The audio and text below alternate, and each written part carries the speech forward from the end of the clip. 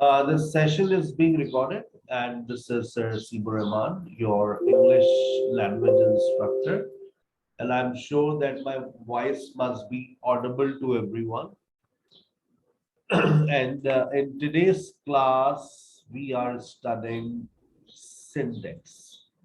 Syntax means अल्फाजों की तरतीब. अगर मैं ये कहूं अल्फाजों की तरतीब, तो इसका मतलब ये है कि ये एक मसला है स्टूडेंट्स का, अल्फाजों की तरतीब. और आज की क्लास में एक सवाल का बड़ा इंपॉर्टेंट सवाल है, वो उसका जवाब आपके सामने आएगा.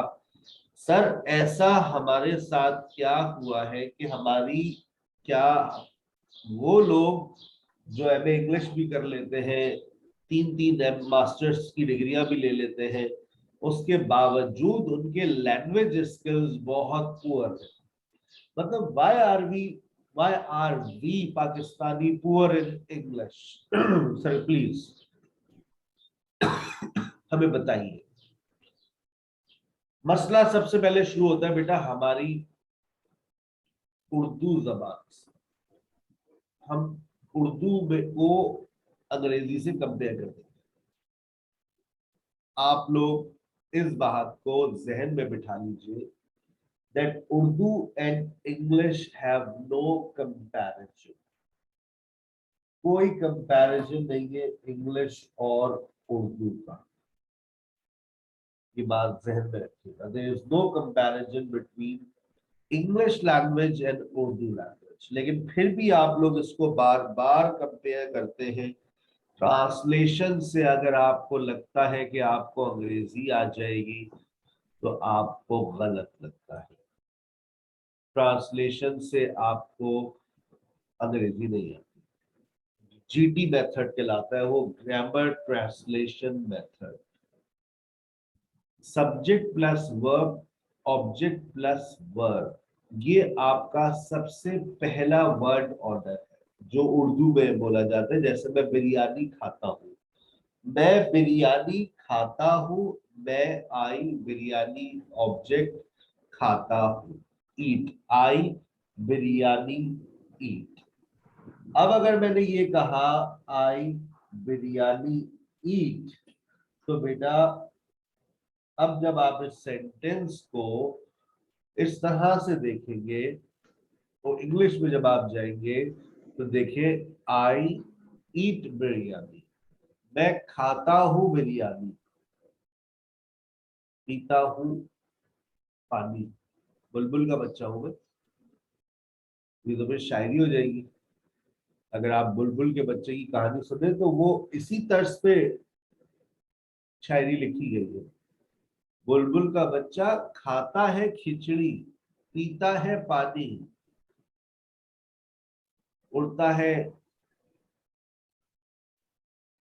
उड़ता है, बैठता है मेरे सराहने.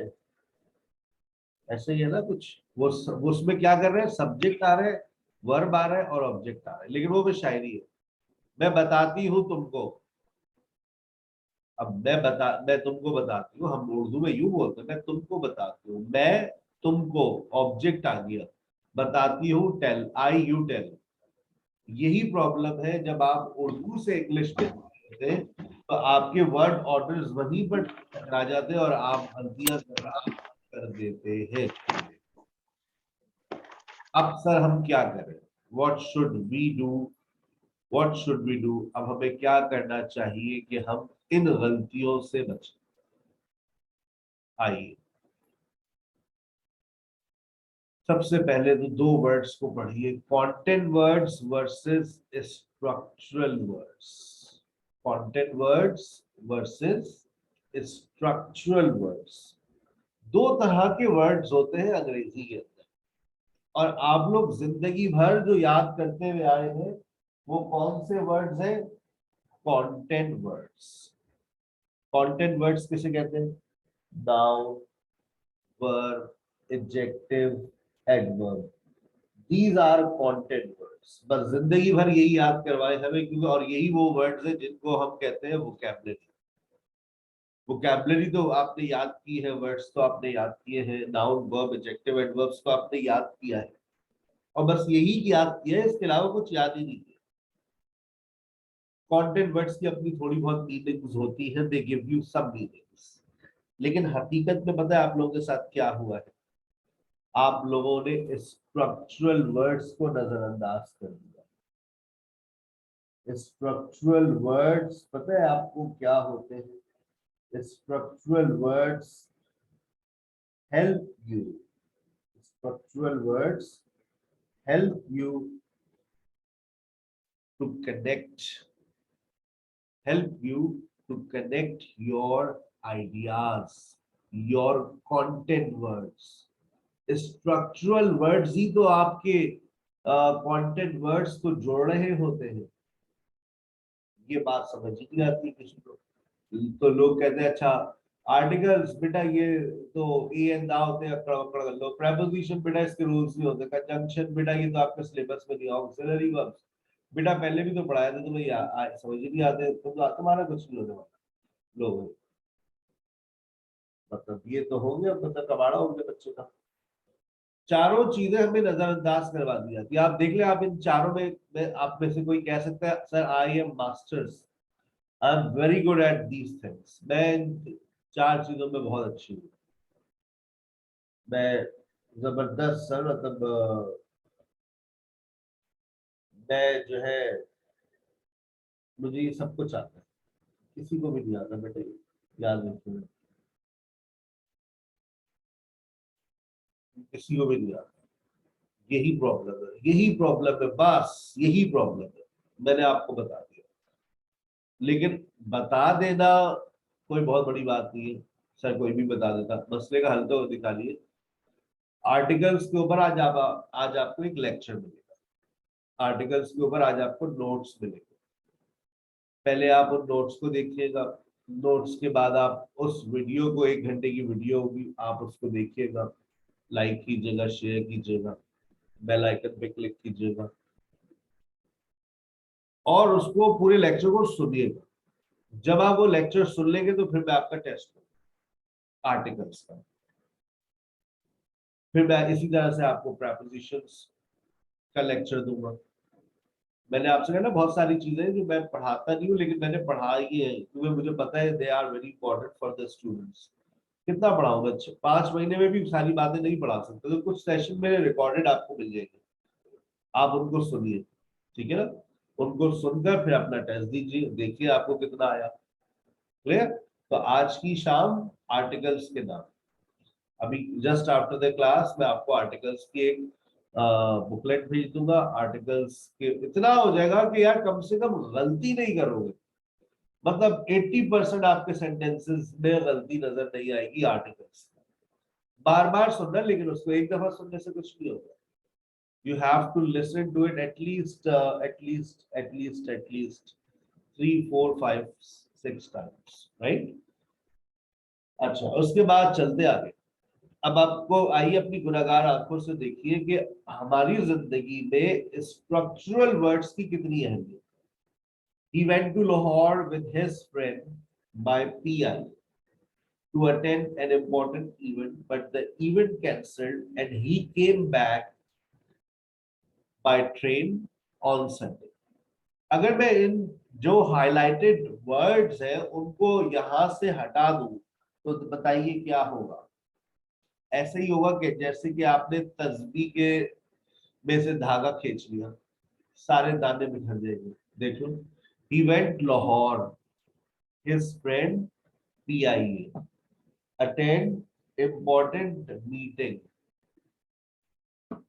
attend important event cancelled, he came back, train Sunday. I going Lahore, my son Saturday Divo 9 p.m. attend important meeting। क्या बकवास कर रहे हो? अच्छा, यही हमारे टीचर्स कहते थे, क्या बकवास लिखी है। याद करें स्कूल्स में जब हमारी कॉपीज चेक होती थी तो टीचर यही डायलॉग मारता था, क्या बकवास लिखी। तो ये बकवास वाकई बकवास है। I going Lahore, my son Saturday Divo 9 p.m. attend important meeting। तो बेटा जब आप इस तरह के जुमले बनाएंगे तो लोग तो यही बोलेंगे, लोग तो यही कहेंगे हाँ भाई क्या बकवास करते हो। तो इसका मतलब ये है कि आज से सबसे ज्यादा जो फोकस होगा वो किन वर्ड्स पर होगा, स्ट्रक्चरल वर्ड्स पर। आज से पहले कभी कोई पैराग्राफ पढ़ा हो और उस पैराग्राफ के अंदर आपने कभी भी इन वर्ड्स को फोकस किया? ईमानदारी से बताइएगा, टिक और क्रॉस लगाकर। क्या आपने कभी किसी पैराग्राफ को रीड करते वक्त articles, preposition, conjunctions, auxiliary verbs को दिमाग में रखा? कभी भी नहीं, कभी भी नहीं। ऐसा हुआ ही नहीं है जिंदगी में कभी। मान लें आप, देखा 6 लोगों ने कहा नहीं सर, कभी भी नहीं। आज के बाद जब आप किसी को सुनेंगे या जब आप किसी चीज को रीड करेंगे, आपका फोकस ये होना चाहिए, फिर ही आप मैं बता रहा हूँ आप लोगों की लैंग्वेज इंप्रूव हो जाएगी। यार रिसर्चर्स है ना, हम रिसर्च कर चुके हैं स्टूडेंट्स की मिस्टेक्स पर। हमारा हमारा एक टेफल का जो असाइनमेंट था वो यही था कि आप इंटर की स्टूडेंट्स की इंग्लिश के अंदर गलतियों को निकालिए, एक्सट्रैक्ट कीजिए। तो हमें स्टूडेंट्स की गलतियां वर्ब की फॉर्म्स में गलतियां नजर आ जाती थी, या किसी आर्टिकल्स, प्रेपोजिशन, कंजंक्शन और ऑक्सिलरी वर्ब्स की मिस्टेक्स होती थी। ऑक्सिलरी वर्ब गलत लगा देते, बस ये मसला था। ठीक है बेटा, चलिए आगे। किसी का कोई सवाल? आज मैंने पर्दा हटा दिया है कि हम हमारे अंदर गलतियां क्या है और हम क्यों इतनी बुरी अंग्रेजी लिखते हैं, हमारे साथ क्या हुआ है, हम हमें ये नहीं पढ़ाया गया। आपको इसी फाउंडेशन लेवल से इंशाल्लाह मैं आर्टिकल्स, प्रेपोजिशन और ऑक्सिलरी वर्ब्स के मसले हल कर दूंगा। कंजंक्शंस पूरे कोर्स में मेरे शामिल है। जब आप पढ़ेंगे ना आगे अंग्रेजी, तो कंजंक्शंस मेरे कोर्स के अंदर हर जगह शामिल है, वो आपको खुद ही मिल जाएंगे, खुद ही आप जुमलों को जोड़ना शुरू कर देंगे। अब आ जाइए sentence formation.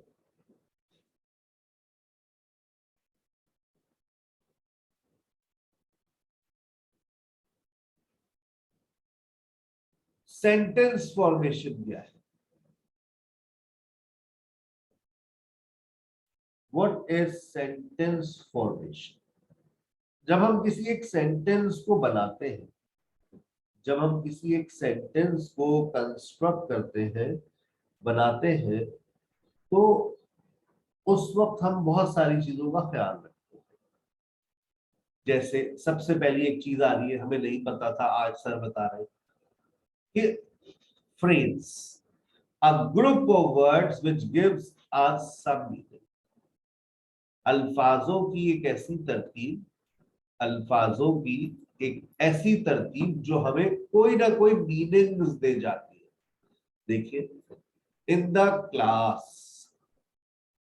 On the roof, at the bus stop,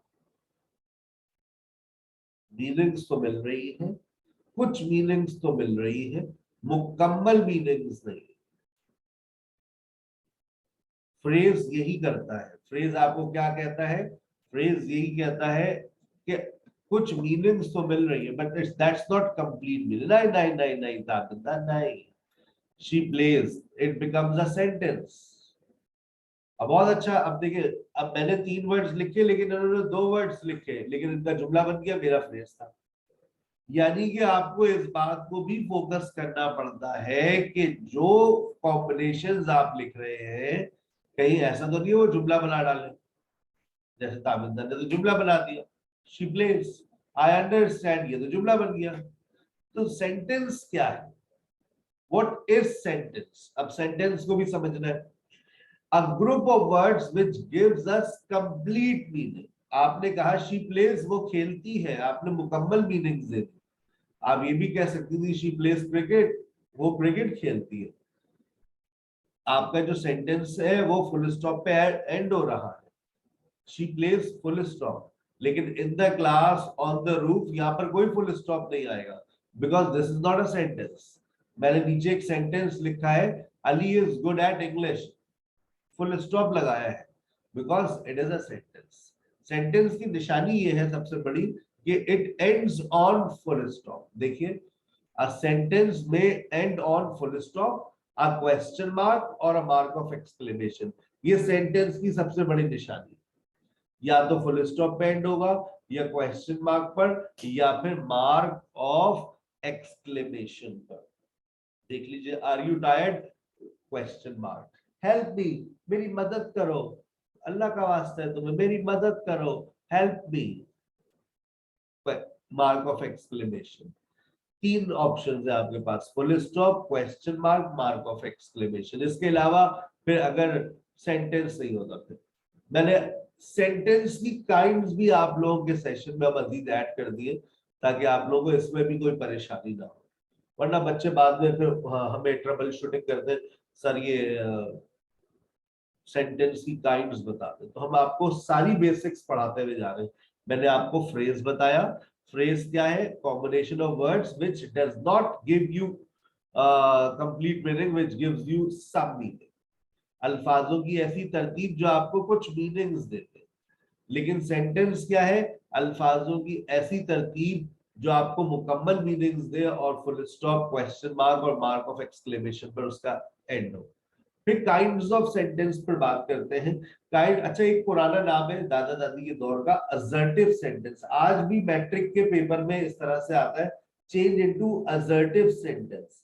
assertive का मतलब जरा समझिएगा, असर्टिव का मतलब होता है अफर्मेटिव एंड नेगेटिव।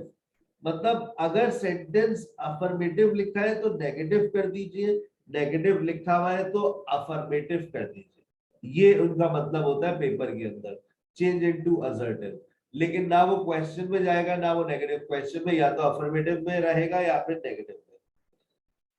तो अब उसका एक दूसरा नाम भी आसान, वो है अफर्मेटिव एंड नेगेटिव। अफर्मेटिव इकरारिया जुमले, नेगेटिव इनकारिया जुमले।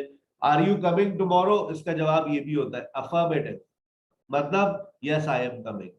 Are you coming tomorrow, negative, इसका मतलब I am not coming tomorrow. This is also a way to answer a question.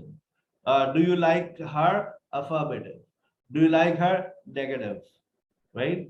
तो ये अक्सर आपने देखा होगा, जो आर्मी के लोग होते हैं वो अक्सर ये इस्तेमाल कर रहे होते हैं, अफर्मेटिव, नेगेटिव, राइट। उसके बाद आपके पास आ गया इंट्रोगेटिव सेंटेंस। इंट्रोगेटिव को इंटेरोगेटिव लोग ज्यादा पढ़ते हैं, बट ये है इंट्रोगेटिव सेंटेंस। इंट्रोगेटिव सेंटेंस में दो तरह के सेंटेंस होते हैं, एक होता है यस और नो क्वेश्चन, बहुत तफसील से पढ़ाऊंगा आपको, और एक होता है क्वेश्चन विद WH वर्ड, ये भी बहुत तफसील से दोनों टॉपिक पढ़ाऊंगा, आप ही के इस फाउंडेशन लेवल में शामिल है। यस नो क्वेश्चन और question with WH word. Are you tired, ये नॉर्मल क्वेश्चन है, why are you tired, this is a question with WH word. जितने भी नॉर्मल क्वेश्चंस होते हैं, यस और नो क्वेश्चंस होते हैं, उनका आगाज is, am are, was were, do does, यानी कि ऑक्सिलरी वर्ब से हो रहा होता है, और उनका जवाब यस और नो में आता है। और जितने भी क्वेश्चंस जो है वो WH वर्ड से स्टार्ट होते हैं, याद रखें उनके जवाब में कभी भी यस और नो नहीं आता, वो कोई ना कोई और बात करते हैं। फॉर एग्जाम्पल, मैंने पूछा वेयर डू यू लिव, तो आपका जवाब होगा एनी लोकेशन, आप यस और नो में जवाब नहीं देगी। Where do you live, I live in Shikarpur, okay. उसके बाद इंपेरेटिव सेंटेंस, इंट्रोगेटिव के बाद इंपेरेटिव सेंटेंस आते हैं। इंपेरेटिव सेंटेंस अपनी मदद आप, ये बिल्कुल डिफरेंट सेंटेंसेस है, इसमें आप किसी किस्म का ऑर्डर, रिक्वेस्ट, याद आ रहा होगा आपको, ऑर्डर, रिक्वेस्ट, इंस्ट्रक्शन, और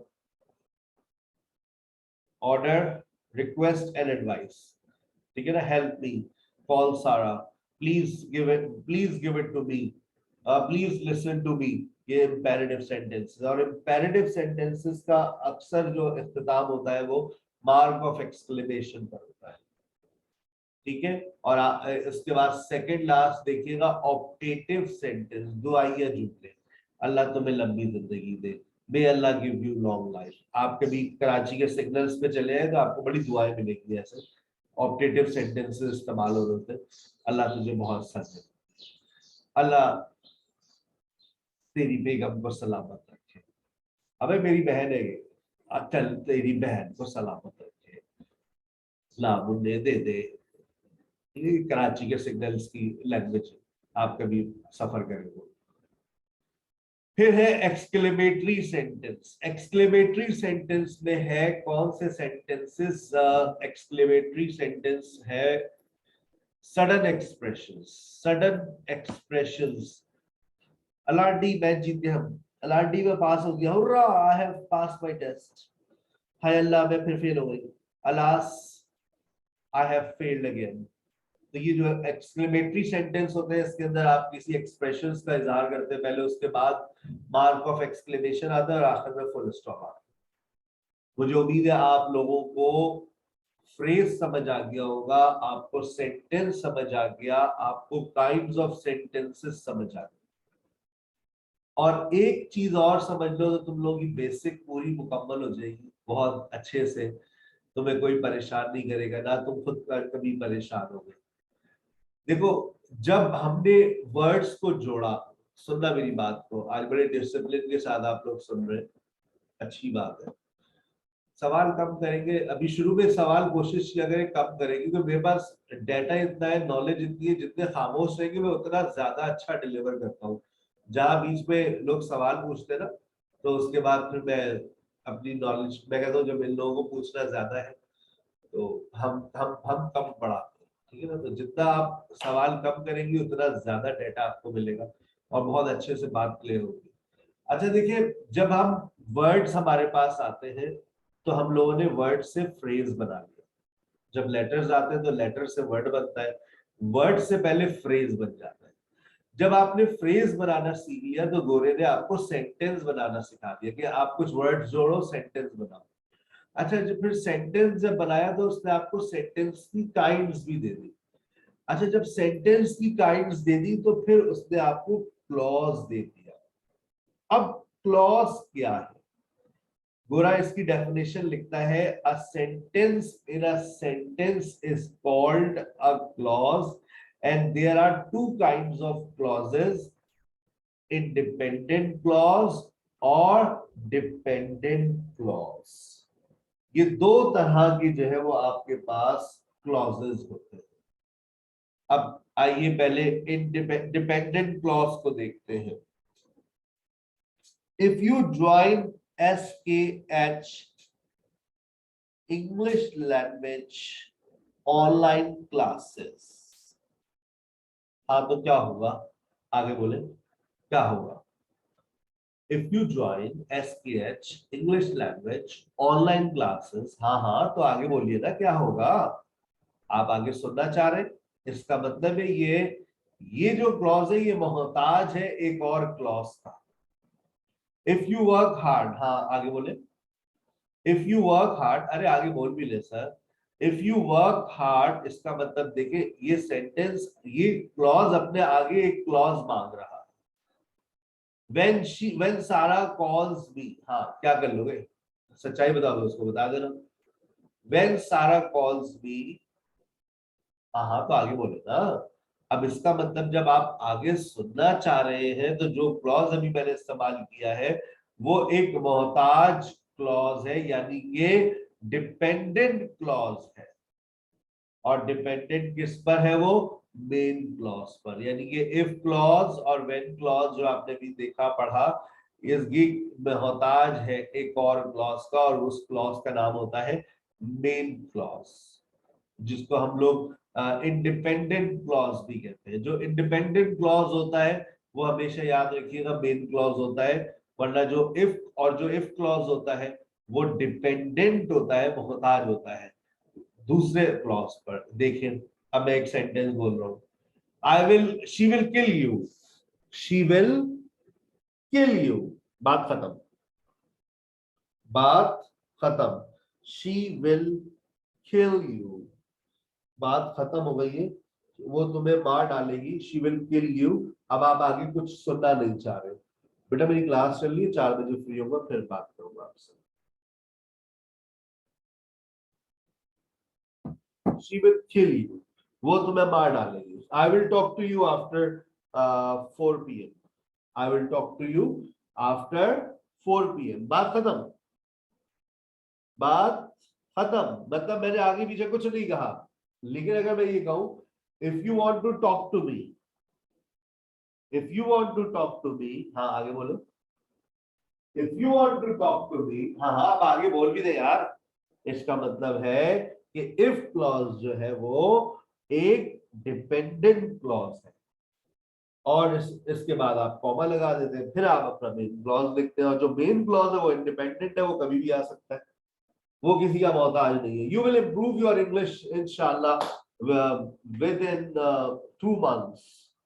मैं तो 2 महीने भी बहुत ज्यादा है, 2 हफ्ते बाद आप अपना रिजल्ट चेक कर लीजिएगा, बशर्ते कि आप रेगुलर क्लास लें, दिल लगाकर सुने, दिल लगाकर पढ़े, और बस सुने। सुने, जब आप सुनेंगे तो आपकी जबान खुद ब खुद खुल जाएगी, ठीक है ना। ये एक नेचुरल फिनोमेना है, ठीक है ना। कोई आपके सामने बोलता रहे बोलता रहे बोलता रहे, तो आप उसको कम से कम इतना बोलते हैं, अबे भाई चुप कर जा, या फिर आप खुद बोलना शुरू कर देते हैं, ठीक है ना। This is the natural phenomena, कि या तो कोई बोल रहा होता है, आप भी, आप कोई अंग्रेजी बोल रहा है आपके सामने, if somebody is speaking in English, definitely what will happen that you will also start, आप ये तो नहीं कहेंगे ना चुप हो जाओ भाई, actually because you have also come here for speaking English। तो आपका अंदर से जमीर आपके इतनी मलामत करेगा, आपको जगाएगा, आपके सोए हुए जमीर को, जाग जाओ बेटा, थोड़ी सी गैरत कर ले, बोल ले, और अंदर जो डर की नाली है वो सब आप खुद ब खुद डिसॉल्व हो जाएगी। आप देखिएगा जो डर की नालियां है ना, खुद ब खुद सब चीजें डिसॉल्व हो जाएंगी, and you will start speaking fluent English with in a month, with in a month. but but you have to spend at least 2 hours, maximum 4 hours। चल, subject plus verb plus object plus adverb. एक बात अधूरी रह गई थी, एक बात अधूरी रह गई थी, और वो बात कौन सी है? ऊपर जब हम पढ़ रहे थे, हमने फ्रेज बना लिया, हमने सेंटेंस बना लिया, लेकिन सेंटेंस बनता कैसे भाई? सेंटेंस को कैसे बनाया जाता है, सेंटेंस की फॉर्मेशन कैसे की जाती है, ये एक जरा मसला है। अगर आज आपने इस मसले को समझ लिया तो आपका एक बहुत बड़ा मसला हल हो जाएगा। जनरली हमें 3 चीजों की जरूरत पड़ती है जब हम कोई भी सेंटेंस बनाते हैं, ठीक है ना। अच्छा आप देखो, मैं इस क्लास, मैंने क्योंकि कुछ बहुत सारे मैंने टॉपिक सोच रखे हैं आप लोगों को पढ़ाने के लिए, जैसे इस सेशन के अंदर इस टॉपिक के बाद आपके पास सिंपल सेंटेंस क्या होता है, कंपाउंड सेंटेंस क्या होता है, कॉम्प्लेक्स सेंटेंस क्या होता है, एक अच्छा अंग्रेजी बोलने वाला, लिखने वाला कौन से सेंटेंसेस अपने पास इस्तेमाल करता है, वो हम इंशाल्लाह आपके सेशन में डिस्कस करेंगे, जो आज तक हमने लाइव सेशंस में नहीं बताया 2 साल के अंदर, ठीक है ना। तो आप लोगों की फाउंडेशन, आप लोग, you guys are lucky that you spend 4 days with me, Monday to Thursday. Ramzan के बाद मेरी क्लासेस आपके साथ 2 दिन होंगी, जैसे मैं जनरली पढ़ाता हूँ। मेरे 2 दिन होते हैं, या तो मंडे एंड वेडनेसडे होते हैं, या फिर मैं ट्यूसडे और थर्सडे पढ़ाता हूँ, ठीक है ना, किसी भी क्लास को। लेकिन रमजान में मैं 4 दिन पढ़ा रहा हूँ, तो फाउंडेशन लेवल आपका ऐसा, इंशाल्लाह मेरा इरादा है इस तरह से आप लोगों को फाउंडेशन पढ़ाऊंगा कि आपको कोई हिला नहीं सकता लैंग्वेज के अंदर। और फिर उसके बाद भले से आप कंटिन्यू करें ना करें, लेकिन जब भी आप लैंग्वेज को पढ़ेंगे आपको इस गरीब की बातें याद आएंगी कि अरे ये वो तो हमें उन्होंने बचपन में पढ़ा दिया, ठीक है ना। आप बाद में, जैसे मैं एक छोटी सी मिसाल दूं, कि जब हम कोई भी घर बनाते हैं तो सेवरेज की लाइनें, गैस की लाइनें, बिजली की लाइनें हम पहले से अंदर कंसील कर देते हैं। तो बेटा सेम हेयर, जब हम फाउंडेशन लेवल में, आपका ये डिजाइन जो मैंने किया हुआ है ना, वो इस स्टाइल से किया है कि जब आप इवन पैसिव वॉइस पढ़ रहे होंगे आप कहेंगे ये तो फाउंडेशन में पढ़ा था। आप कंडीशनल्स पढ़ रहे होंगे, लो भाई आज कंडीशनल की तो अब्बू तो यहीं पर आ गए, क्लॉज। जो बात बच्चों को क्लॉज के बारे में कंडीशनल्स में पढ़ाया जाता है वो यहाँ पर आ गया। फिर जब आप नरेशन में जाते हैं तो नरेशन में काइंड्स ऑफ सेंटेंसेस बच्चों को वहां लाजमी पढ़ाई जाती है, लो भाई यहीं पर आ गई। फिर वहां प्रोनाउंस के बारे में पढ़ाए जाते हैं, वो आपके बेसिक्स में यहीं पर आ जाएगा। तो बहुत सारे टॉपिक्स हैं जो मैंने अभी तक ऑनलाइन क्लासेस में डिस्कस नहीं किए, फाउंडेशन में पढ़ाना चाहता हूँ, लेकिन अब मौका मिला है तो बस सब्र रखिएगा। और आप लोग अगर पढ़ने वाले होंगे तो definitely you will make the most of those foundation lectures, ठीक है ना। चलिए अब हम सेंटेंस बनाने जा रहे हैं। सेंटेंस को किस तरह से कंस्ट्रक्ट किया जाता है, सब 4 चीजें ले आओ जाकर। सरिया, मिट्टी, पानी और लकड़ी, ये 4 चीजें चाहिए। इनमें से कोई एक चीज भी हटा दो तुम्हारा घर कंस्ट्रक्ट नहीं होगा। लकड़ी हटा दो, घर नहीं बना सकते। पानी हटा दो, बन ही नहीं सकता। सीमेंट हटा दो, नहीं बनेगा। सरिया हटा दो, नहीं बनेगा, घर नहीं बनेगा। ऐसा ही है, सब्जेक्ट वर्ब ऑब्जेक्ट और एडवर्ब से हम बनाते हैं सेंटेंस। देखिए अब आपके जहन में ये बात भी आ रही होगी, सर सब्जेक्ट क्या होता है, वर्ब क्या होता है, ऑब्जेक्ट क्या होता है, एडवर्ब क्या होता है। आने वाले लेक्चर्स में तफसील से पढ़ाऊंगा सब्जेक्ट क्या होता है, वर्ब क्या होता है, ऑब्जेक्ट क्या होता है, एडवर्ब क्या होता है। सबकी तफसील अलग अलग अलग आएगी इंशाल्लाह। लेकिन पहले हम सेंटेंस फॉर्मेशंस को दिमाग में बिठा लें कि जब हम एक सेंटेंस को कंस्ट्रक्ट करते हैं तो वो 4 चीजें क्या होती है। Subject, verb, object and adverb. Sir Hasib teaches us every day. Sir Hasib teaches us every day. Sir Hasib is a subject, teaches is a verb, object, us is an object, every day is an adverb. अब यही sentence को मैं थोड़ा सा आगे पीछे भी कर सकता हूँ। एडवर्ब को उठाकर मैंने इधर ले आया शुरू में, every day sir Haseeb teaches us. लो भाई, अब ये जो है वो मैंने आगे पीछे कर दिया।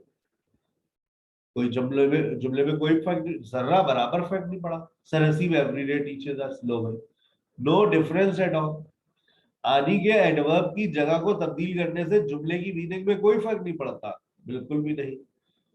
When you change the place of an adverb, it does not change the meaning of a sentence.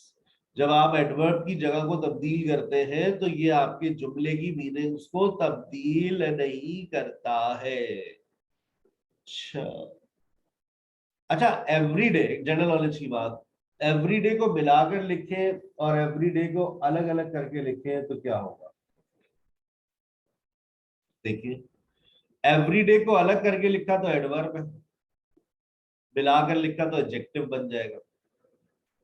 और देखिए एवरीडे स्पोकन एक्सप्रेशंस, अब ये एवरीडे मिलाकर लिखा है। एवरीडे प्रॉब्लम्स, रोजमर्रा के मसले मसाइल, रोजमर्रा बोले जाने वाले फिक्रे, एवरीडे स्पोकन एक्सप्रेशंस। एवरीडे को अलग करके लिखा तो एडवर्ब है, एवरीडे को मिलाकर लिखा तो एडजेक्टिव है। एवरीडे चोर्स, रोजमर्रा रोजमर्रा के कामकाज, ठीक है ना बेटा। अब एवरीडे और डेली में क्या फर्क है, एवरीडे और डेली में क्या फर्क है। एवरीडे का मतलब होता है रोज आना मिलन आना। I offer prayer every day, मैं रोजाना नमाज पढ़ता हूँ। मिलन आना, कोई दिन ऐसा नहीं छोड़ आता ये नमाज ना हो। लेकिन अगर मैं ये कहूँ आई टीच डेली, वैसे तो एवरी डे ही होता है, मैं रोज ही पढ़ाता हूँ, कोई दिन ऐसा नहीं गुजरता जिस दिन ना पढ़ाऊँ। I go to office daily, I go to office daily. अब यहाँ पर डेली के अंदर दो दो या एक दिन शामिल नहीं होता, Saturday Sunday. Saturday Sunday not included in daily. Everyday का मतलब होता है हफ्ते में 7 दिन, रोज आना मिलाना आना। डेली के अंदर छुट्टी है। तो आई गो टू स्कूल आपने क्या सुना है, I go to school daily या I go to school everyday, ज्यादा क्या सुना है आपने।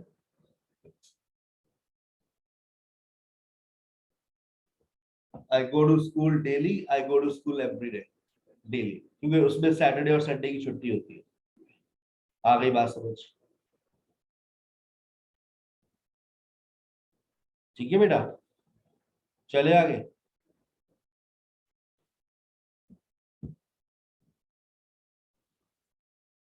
अब आ जाइए समटाइम्स। अब देखिए, sometimes she calls me, she calls me sometimes, she calls me sometimes,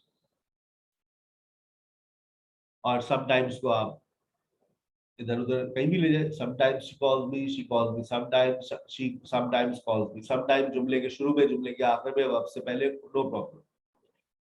usually, ये भी एडवर्ब है। he usually plays cricket, usually he plays cricket, he plays cricket usually।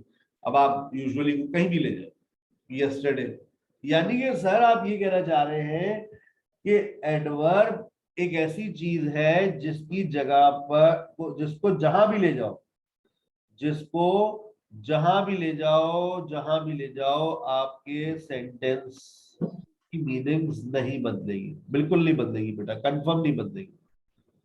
ओ आई सी, सही है, तो बड़ा अच्छा है, मतलब हमें तो मजा आ गया। I called Sara yesterday, yesterday I called Sara, yesterday I called Sara. He never buy cell phone. अब कुछ एडवर्ब्स के नखरे हैं, कुछ एडवर्ब्स के नखरे हैं, कुछ एडवर्ब्स ये कहते हैं कि भाइयों और बहनों, हमें मत, हम हमारी जगह को मत बदलो, हम जहां बैठे हैं हमें वहीं बैठा रहने दो बस, please. He never buy cell phone, never को देखो, आ रहा होती है, आप सवाल पर आ रहा हो। He always disturbs us, he never buys cell phone, he always disturbs us. Never always को मत छेड़िए, जहां लिखे वहीं लिखे रहने दीजिए, और आप देखिए आपको वैसे भी ये कहीं और नजर नहीं आए। Yes, question Atiya. अस्सलाम वालेकुम सर। वालेकुम सलाम। सर आपने अभी बताया कि जब हम सेपरेट लिखते हैं एडवर्ब को, मतलब कि स्टार्ट में या एंड पे वो एडवर्ब होता है, जब हम साथ मिला के लिखते हैं तो वो एडजेक्टिव बन जाता है। तो जैसे शी कॉल्स मी समटाइम्स, तो ये तो एडवर्ब में जाएगा ना? मैंने एवरीडे की बात कर रहा था ना, मैं एवरीडे को मिलाकर लिखे, एवरीडे को अलग करके लिखे। ओके, समटाइम्स में तो मैंने उसमें एडवर्ब्स और एडजेक्टिव का होगा एवरीडे पे। एवरीडे के ऊपर बात की थी ना, कि एवरीडे को मिलाकर लिखेंगे तो वो आपका एडजेक्टिव बन जाएगा, एवरीडे को अलग करके लिखते हैं तो वो एडवर्ब बनता है। Okay, thank you sir. ठीक है ना, चलिए। अच्छा, उसके बाद देखिए, अब कुछ लोग ऐसे भी आएंगे वो जो कहेंगे कि हमने नेवर और ऑलवेज से जुमला बना सकते हैं, तो वो बना सकते हैं इम्पेरेटिव सेंटेंस में। देखिए, never call me again, always take breakfast early. लेकिन इससे पहले भी आपको कुछ दिख जाएगा लिखा हुआ, जब आप एक खास रोशनी में देखेंगे कि इससे पहले भी यू लिखा हुआ है। लेकिन सर ने आपसे कहा कि नेवर ऑलवेज की जगह को मत छेड़िए, उसको वर्ब से पहले लिखा रहने दीजिए, नो प्रॉब्लम। इसके अलावा इनको मत लेके जाइए कहीं और। अब एक और बात सुन ले, सारा कॉल्स मी ऑन संडे, सारा कॉल्स मी ऑन संडे बिल्कुल सही है, सब्जेक्ट है, वर्ब है, ऑब्जेक्ट है, एडवर्ब है। एडवर्ब से पहले अमूमन इन ऑन एट लग रहे होते हैं, संडे से पहले ऑन लगा दिया।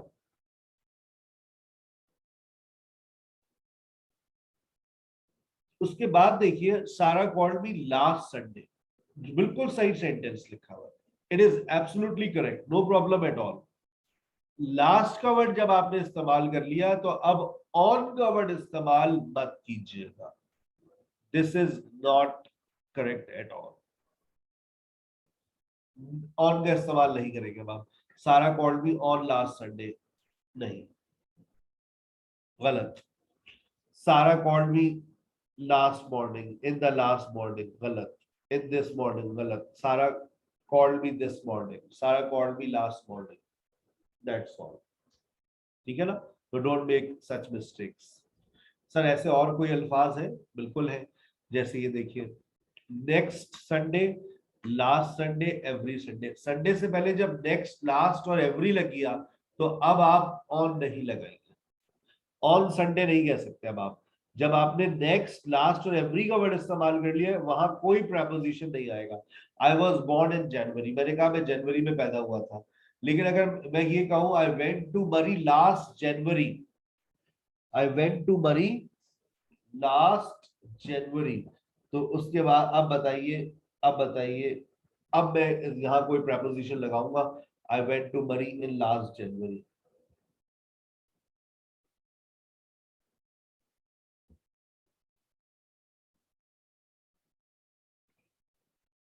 ठीक है ना। अब कोई preposition नहीं आएगा जब लास्ट का वर्ड लग गया, लास्ट जनवरी। आप ये नहीं कह सकते आई went to bury in last जनवरी। किसी का यहां तक कोई सवाल है किसी हवाले से तो वो पूछ सकता है। Any question? No question, that's very good. क्या एडवर्ब के बगैर जुमला बन सकता है? क्या एडवर्ब के बगैर जुमला बन सकता है?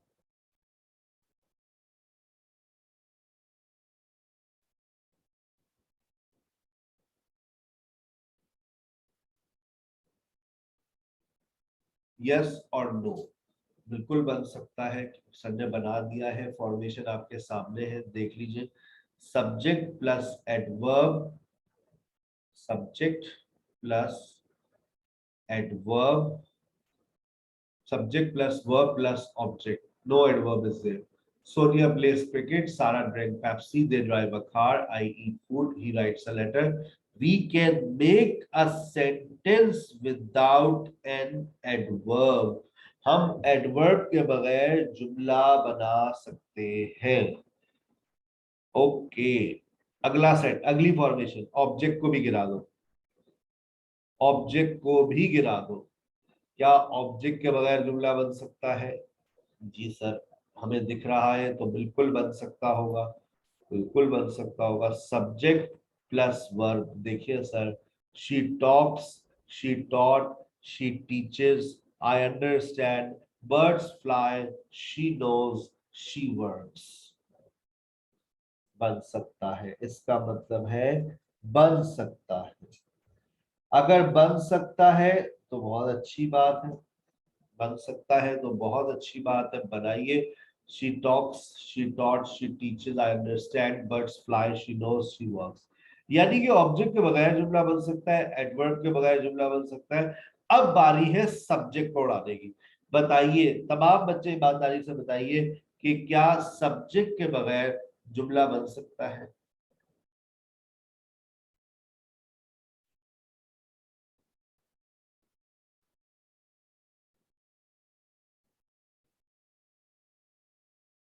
क्या सब्जेक्ट के बगैर जुमला बन सकता है? एक ने, दो लोगों ने कहा है अब तक कि नहीं बन सकता। फॉर्मेशन भी आपके सामने है, verb plus object plus adverb, imperative sentence.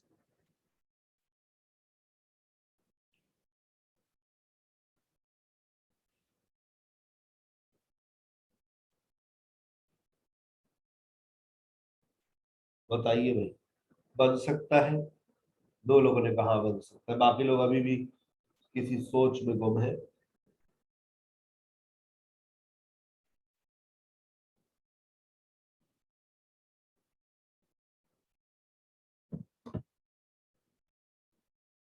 एक एक एक वोट मिला है, सो रहे हैं आज सब लोग, रोजा लग रहा है शायद।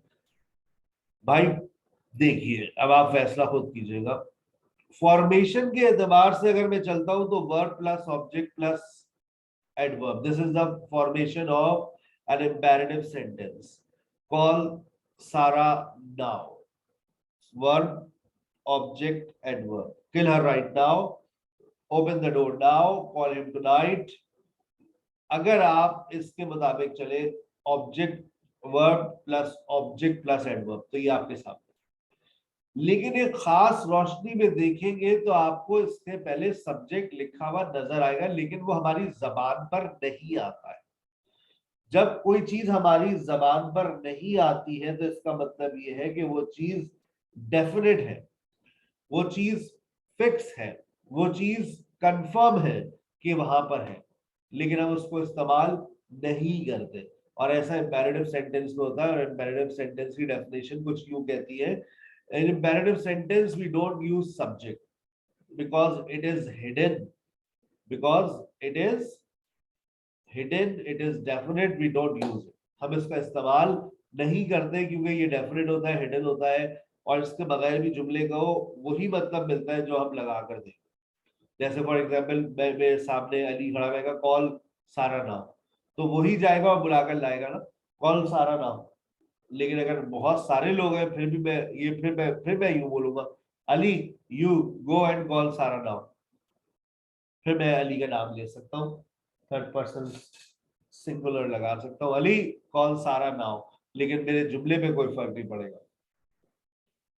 अब इसमें से मैंने एडवर्ब को भी गायब कर दिया। Please give me a knife, help me, call her, knock at the door, disturb me, call सारा, स्विच ऑफ द लाइट।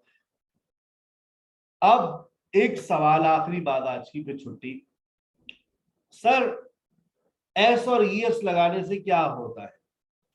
ये देखो बहुत कुछ होता है। Ali comes on time,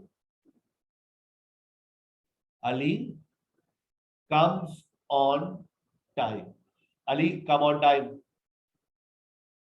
Ali comes on time. मैंने एस लगाया तो उसका क्या मतलब हुआ?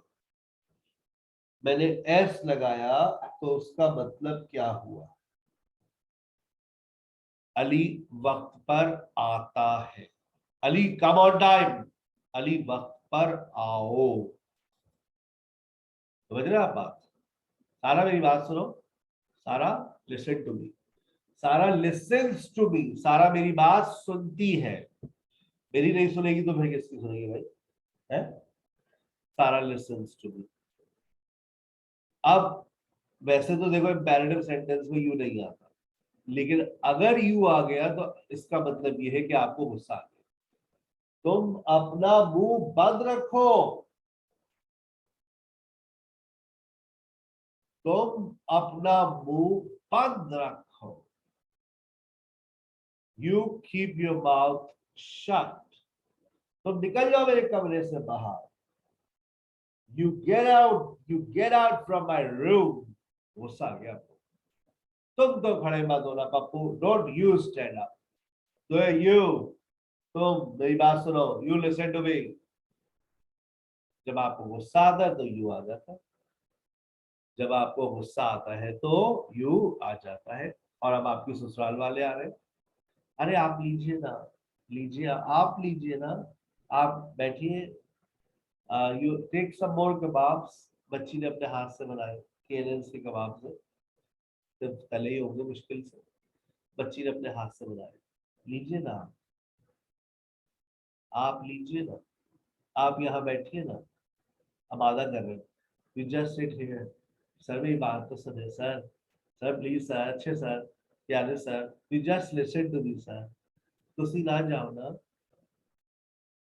तुसी ना जाओ ना, don't you leave, don't you leave, तुसी ना जाओ ना। मुझे समझ नहीं आ रही, फिर भी वो जा रही है, तुसी ना जाओ ना। अब don't you leave, can you, अगर आपने ये बोल दिया तो फिर मजा आएगा। Don't you leave, can you.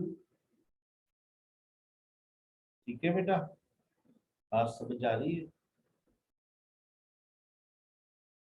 Imperative sentence के अंदर हम यू का इस्तेमाल नहीं करते, लेकिन अगर हम इम्पेरेटिव सेंटेंस के अंदर यू का इस्तेमाल करेंगे तो इसका मतलब ये है, इसका मतलब ये है, इसका मतलब ये है कि आप या तो गुस्से में आ गए हैं या फिर आप किसी को परसुएट कर रहे हैं। परसुएट का मतलब होता है आमादा करना, ठीक है ना? आप किसी को आमादा कर रहे हैं। Let's call it a day. Miss Maryam will join you shortly. Miss Maryam अभी आपको बस ज्वाइन कर, ठीक है? अस्सलाम वालेकुम।